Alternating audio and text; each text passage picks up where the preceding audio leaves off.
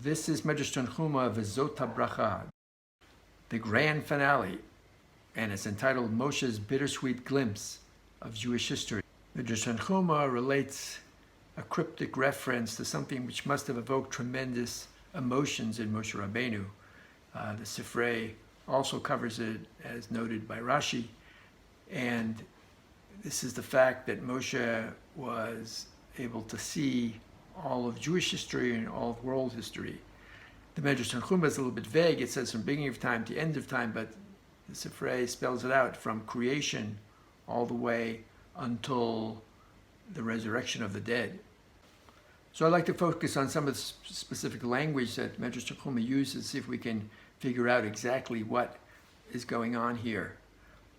The first thing that jumps out at you is that the examples given in history involved two people. Shimshon, it says Shimshon made Midan, Ubarak Abinoam min Naphtali. So why these two people? What is the message here? I was thinking that, of course, the story of Shimshon is someone who was given extraordinary talents of strength, and those talents enable him to fulfill what he was supposed to do, protect the Jews from the Plishtim, kill many Plishtim. And the other story of Barak ben Avinoam is the story of someone who was promised by God that he's going to be victorious in a war. He was the general, yet he refused to go to that war unless he was accompanied by the prophetess Devorah Neviah.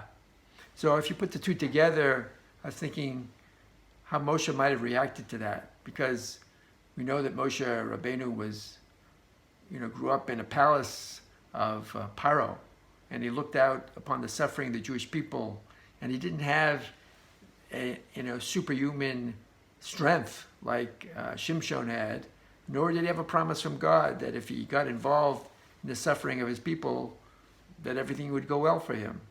He hadn't communicated with God yet he jumped into the fray, and that tremendous leadership is what, of course, got the attention of God and why he was chosen for this amazing role as Moshe Rabbeinu.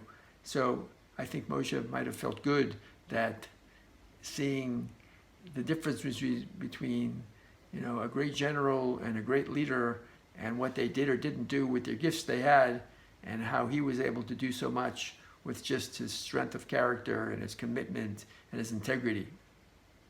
Another point that the Midrash makes is a very simple one, that Moshe could now, after seeing this extraordinary vision of history unfolding, he could go back in the next world to Avram, Yitzhak, and Yaakov and testify that Hashem kept their promise. Hashem brought them in to Eretz Yisrael, to the promised land, just like they were told.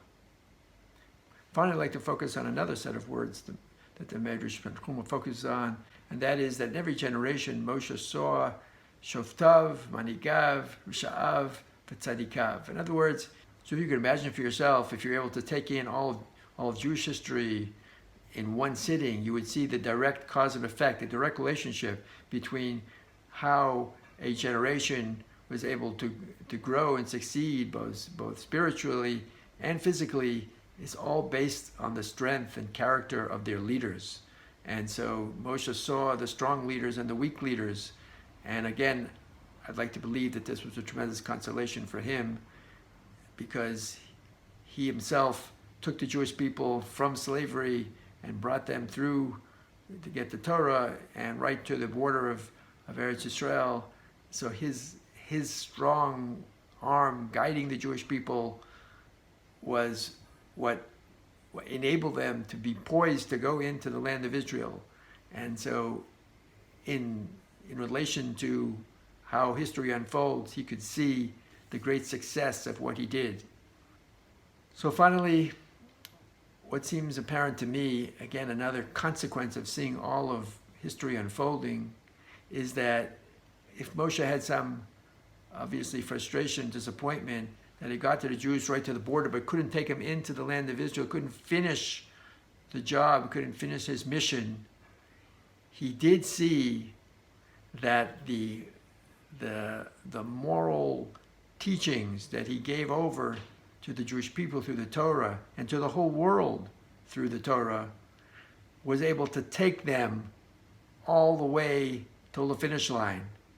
So although he didn't bring the Jewish people into Eretz Yisrael, he brought the world to its conclusion because of the strength of the ethical ideas that he imparted to the world. And that again must have been a source of great strength, great consolation, and exhilaration.